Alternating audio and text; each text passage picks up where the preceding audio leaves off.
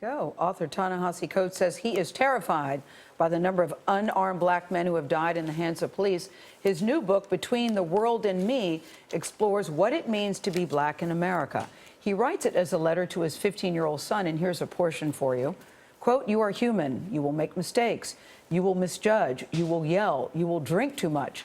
You will hang out with people whom you shouldn't. But the price of error is higher for you than it is for your countrymen. And so that America might justify itself, the story of a black body's destruction, must always begin with his or her error, real or imagined." Ta-Nehisi Coates joins us at the table. Good morning to you. Thanks so much for having me, guys. I'm really glad you're here. This was my Sunday. I spent reading your book. It's a small but mighty powerful book, I have to say to you. Thank you. So you opened it up with your son's reaction to the death of Michael Brown in Ferguson. What was his reaction, and what was your response to that? Well, he stayed up to wait for the verdict. It was very, very important to him. He followed the news. And he's young, you know. He's and has 15, yeah. Yes, and has certain expectations. And so when the verdict came down, he left the room and went into his room, and I heard him crying. So I let him cry for, quite a bit, and then I went and I talked to him. Mm-hmm. And I essentially, said, as brutal as this sounds, get used to it. Get used to it. This is your country, and you have to figure out how to live here. Mm-hmm. That is brutal. You said you didn't try to comfort him and say it's going to be okay. No, our relationship, and this, goes back from the time he's born, has not really been one of where I try to conceal things from, first of all, we live in New York. That's a little difficult to do.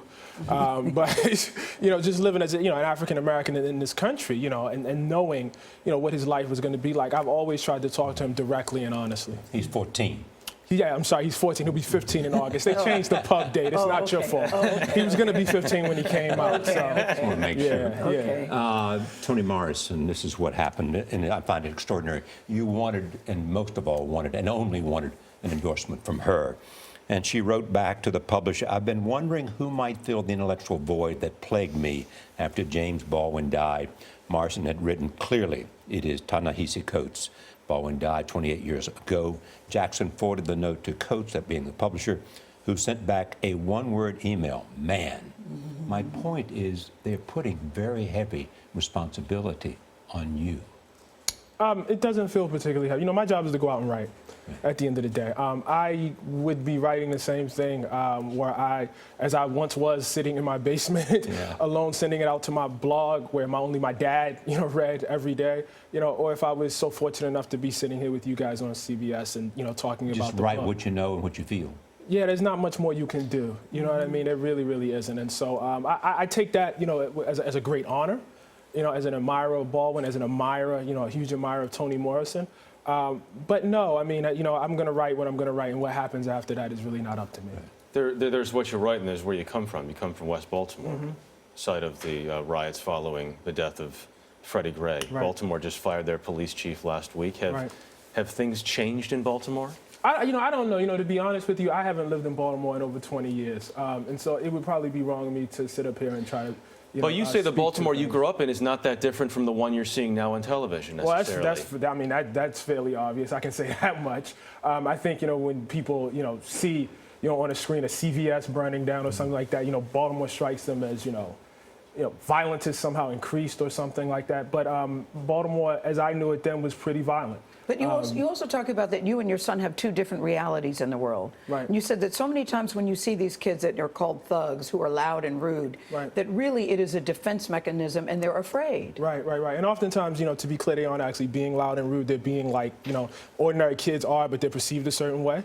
Mm-hmm. And in the instance, and I think this is what you're referring to in the book, where you see African-American males in particular, but females also, walking through a neighborhood, displaying a kind of bravado. What people don't understand is that that's a culture, that's a methodology, that's a way of walking through the world to protect you in an environment that's very, very violent. It's very violent, and you have to send signals to make sure you're not victimized. So where are we? The president said, as he made comments about the controversy in urban America between community and police, at the same time he said, we've made remarkable progress. Where are we?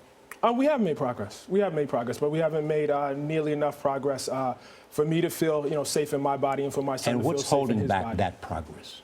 Well, I think it's us. I think it's us, and I think who's us? I think it's us as Americans. I think it's the country. So, one of the things I'm trying to reckon with in this book is the fact that, we were born out of a great moral era, if we'll call it that. The taking of land from one group of people and the enslaving of another group of people to work that land. We have never actually, in any sort of forthright way, grappled with that and gotten over that. And until we, do, we'll continue to probably have books like that. How do we get over it? Well, I think, we need a series of, steps of investigations. I wrote, not to, pick up something I wrote a while ago, but I wrote a piece called The Case for Reparations, last year that very much spelled that out.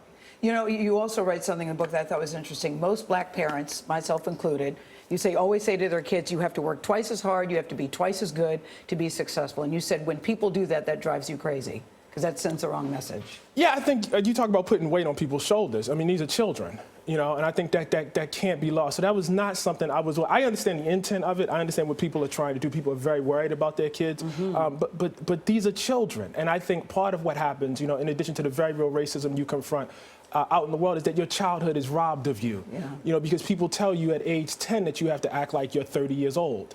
You end the book with the death of your friend, Prince Jones, who was killed by a police officer. He was unarmed, 25 years old, killed by a police officer. Yeah, and that's had really a big impact on you. Right. No, well, the genesis of this book is 15 years ago, where my friend from Howard University, Prince Jones, was killed after he was mistaken for someone else within 200 yards of his fiance's home. Left a young daughter behind. Left a mother, Mabel Jones, who was gracious enough to talk to me for this book behind, and it's just stayed with me, and I think it'll stay with me till the day I die.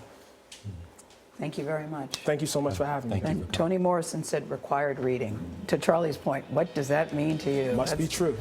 Must be true. All right. Tony said it. Gotta be true. Between the World and Me goes on sale tomorrow.